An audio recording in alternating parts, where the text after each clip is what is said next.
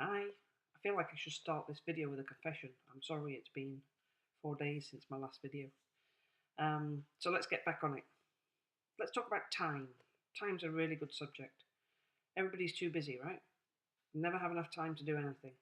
Got so many things on. Think about how much time you spend thinking about how much time you don't have. People think I get a lot done.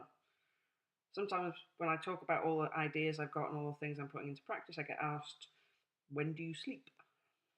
I have no problems. I never run out of time. Because if you've got something that you want to do, you might notice that you always manage to find the time to do it. It's the stuff that you don't want to do that it's hard to find the time to do. Paperwork, assignments, reports, whatever it is. And I have this philosophy, I guess it is, that I didn't even realise was a philosophy until I came across other people and realised I was different. Different in many ways, to be honest, but in this particular aspect, if I need to do something, if I've got something to do, I do it. I don't put it on a list, I don't project plan, and actually I'm kind of phobic of project plans. I just do it. It's just so much easier that way. If you need to do something, just do it. Don't plan for it. It helps that I'm not a perfectionist. So yes, the stuff that I put out isn't the best quality sometimes. I have errors in it. But I'd rather start and fix than not start at all.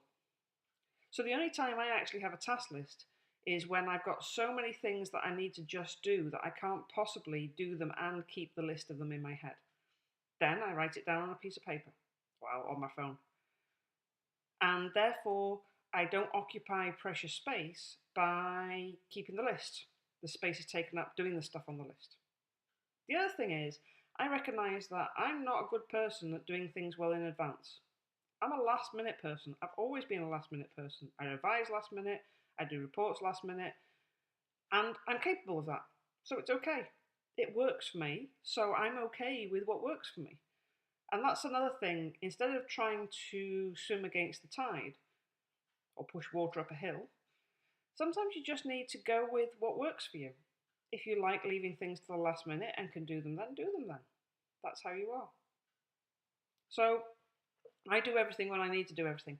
And the other thing I do that is kind of different is I don't mind that I can do multiple things at the same time. In fact, what I know is that I need to distract my head enough to be able to think if I'm doing something creative. So if I'm doing something creative, I'll be playing a Facebook game, might be chatting to somebody, I might be writing something, and with that the words flow, or the ideas flow. Too much focus for me doesn't actually work. And I accept that about myself as well. And I accept those things that I need to do. When I wrote my book, I was doing lots of other stuff at the same time. The only way I could write anything in my book was to do multiple tasks at the same time. And that way I managed to write my book in just a few months. Because I managed to just produce stuff. So get started. Just do something.